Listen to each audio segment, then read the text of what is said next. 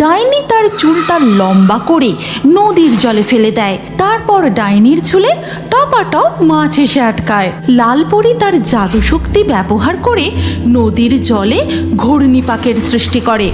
অনেক দিন আগেকার কথা, যখন পরীরা আর ডাইনিরা একসাথে মিলেমিশে বসবাস করত। কিন্তু একদিন ইলিশ মাছ নিয়ে তাদের মধ্যে তুমুল ঝগড়া শুরু হয়। তারপর থেকেই নদীর ওপারের গ্রামে পরীরা বসবাস শুরু করে আর এপারের গ্রামে ডাইনিরা। না না, এভাবে আর মেনে নেওয়া যায় না। আমাদের ভাগের মাছ পরীরা বেশি ধরে নিচ্ছে, আমরা তা হতে দেব না।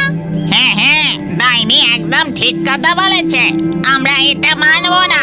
ইলিশ মাছ আমাদের প্রিয় খাদ্য। তোমরা কেন বেশি মাছ ধরবে? কখনো না, আমাদের ভাগের মাছ আমরা নদী থেকে ধরেছি। তোমরাও চেষ্টা করো, তোমরাও ঠিক ইলিশ মাছ পাবে। এই দুই গ্রামের মাঝে নদীতে আসা মাছের উপর সবার সমান অধিকার আছে। যে যেমন খুশি মাছ ধরতেই পারে।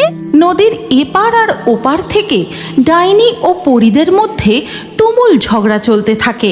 ঠিক তখনই আকাশে কালো মেঘ জমে শুরু হয় মুষলধারে বৃষ্টি। হঠাৎ করে বৃষ্টি? এ নিশ্চয়ই ওই পরীদের কারসাজি, যাতে আমরা আর মাছ না ধরতে পারি। চল ডাইনি, ঘরে ফিরে চল। সবেতেই আমাদের দোষ, তাই না? নাচতে না জানলে উঠোন বেঁকা। চলো নীলপরি, আমরা বাসায় ফিরে যাই। এই বলে পরীরা ও ডাইনিরা যে যার ঘরে ফিরে যায়। এমনই একদিন দুই গ্রামের ডাইনি ও পরীদের ঝগড়া দেখে টুনি পাখি উড়তে উড়তে প্রকৃতি দেবীর কাছে পৌঁছায়। হে প্রকৃতি দেবী, 3 দিন দুই গ্রামের ডাইনি ও পরীদের মধ্যে ঝগড়া বেড়েই চলেছে। আপনি ওদের থামানোর কিছু একটা ব্যবস্থা করুন। হ্যাঁ, এবার ওদের থামানো উচিত। যে ছোট ছোট কারণে ওরা নিজেদের মধ্যে ঝগড়া করছে, সেই ভুল ওদের বোঝাতে হবে। হে প্রকৃতি দেবী, আমি যখন খাবারের খোঁজে ওই গ্রামের উপর দিয়ে যাই, তখন দেখি পরীরা আর ডাইনিরা ঝগড়া করতে ব্যস্ত।